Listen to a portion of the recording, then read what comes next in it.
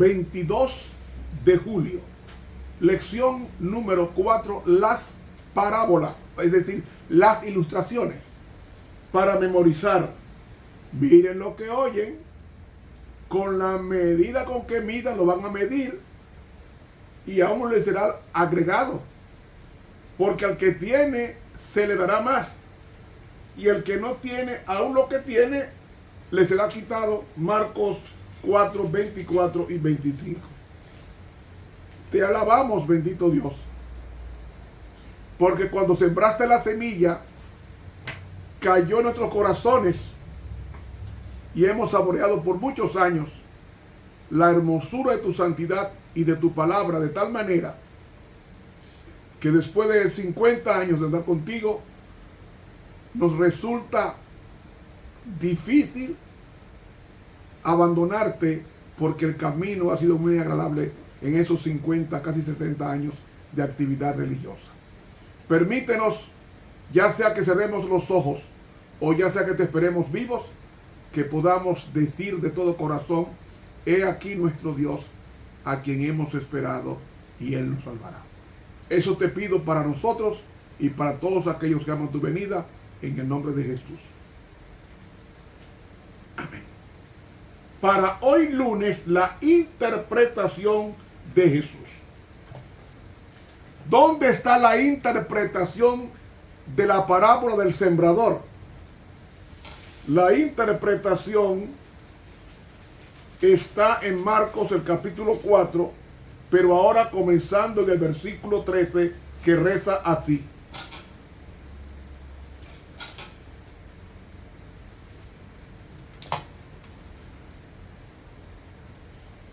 y les dijo: ¿no sabéis esta parábola? ¿Cómo pues entenderéis todas las parábolas?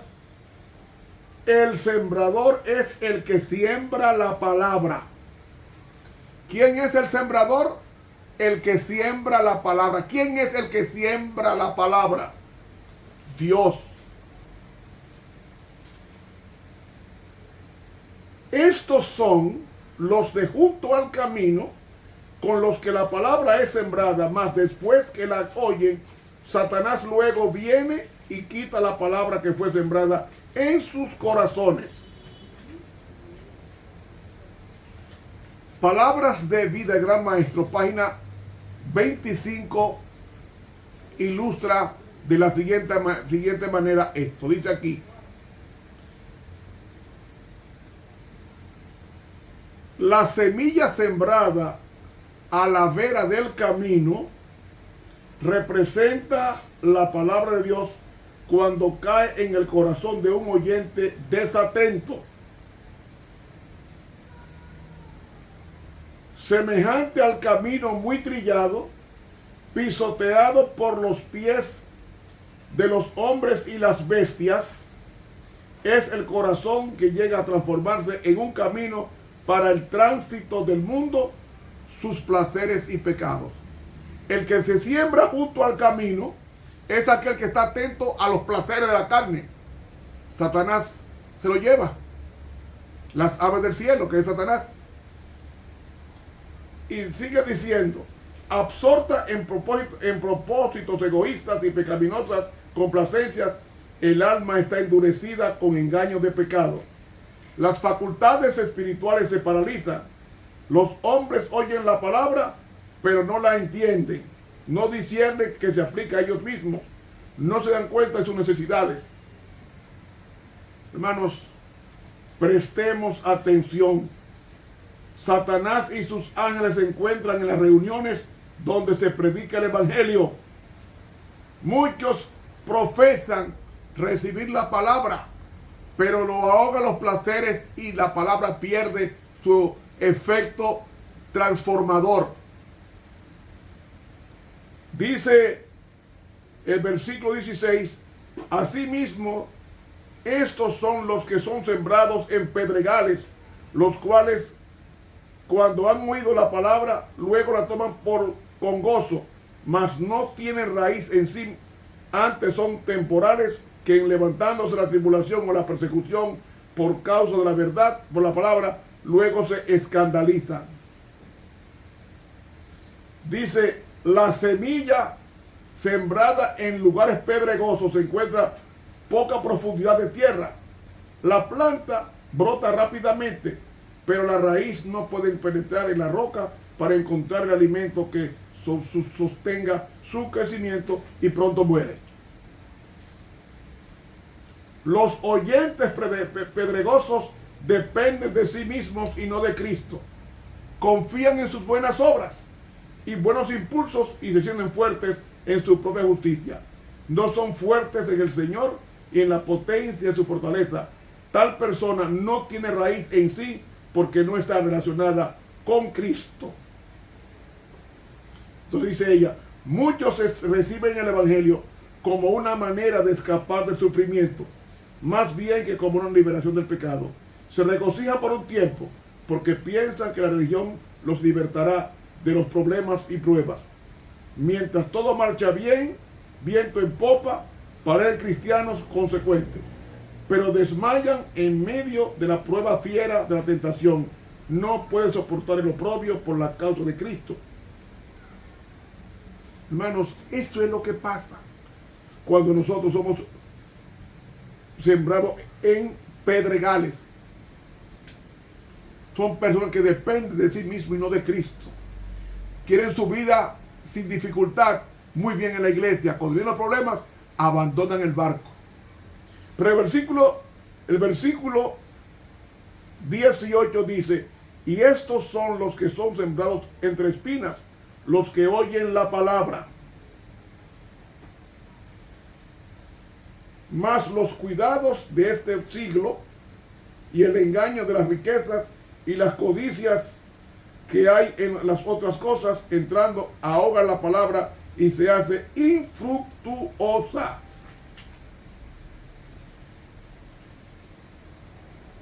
Dice la sierva de Dios en la página 30 del libro Palabras de Vida, dice ella, la semilla del Evangelio a menudo cae entre las espinas y las malas hierbas.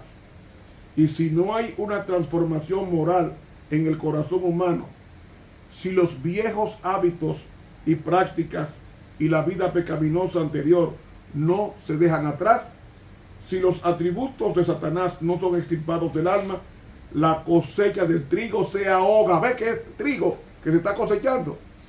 Las espinas llegarán a ser la cosecha y exterminarán el trigo. Las espinas del pecado crecen en cualquier terreno. No necesita cultivo, pero la gracia debe ser cuidadosamente cultivada. Si el corazón no está bajo el dominio de Dios, si el Espíritu Santo no obra incesantemente para refinar y ennoblecer el carácter, los viejos hábitos se revelarán en la vida. Los hombres pueden profesar creer el Evangelio, pero a menos que sean santificados por el Evangelio, su profesión no tiene valor. Si no ganan la victoria sobre el pecado la obtendrá sobre ellos. Las espinas que han sido cortadas, pero no desarraigadas, crecen con presteza hasta que el alma queda ahogada por ellas. Cristo especificó las cosas que son dañinas para el alma. Según San Marcos, él mencionó los cuidados de este siglo, el engaño de las riquezas y la codicia de otras cosas. Y Lucas especifica los cuidados, las riquezas y los pasatiempos de la vida.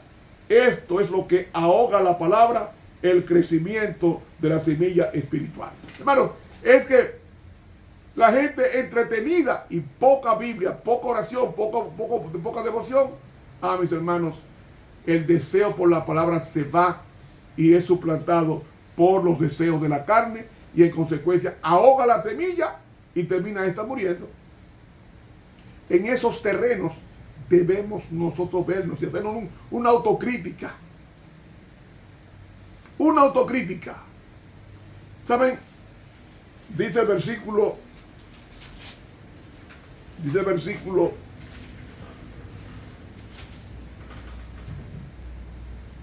20.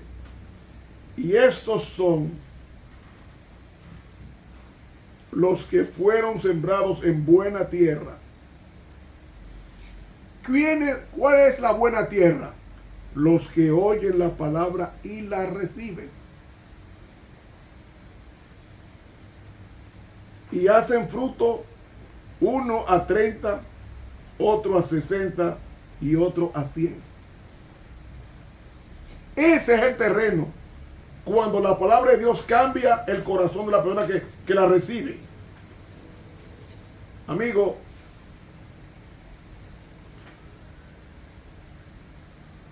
el corazón bueno es el que cree y tiene fe en la palabra de Dios.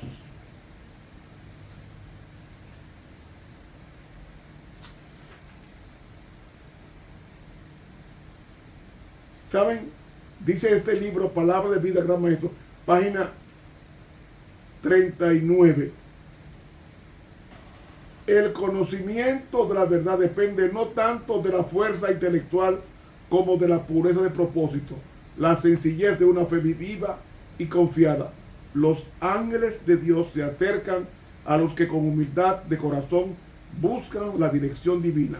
Se les da el Espíritu Santo para abrirles los ricos tesoros de la verdad.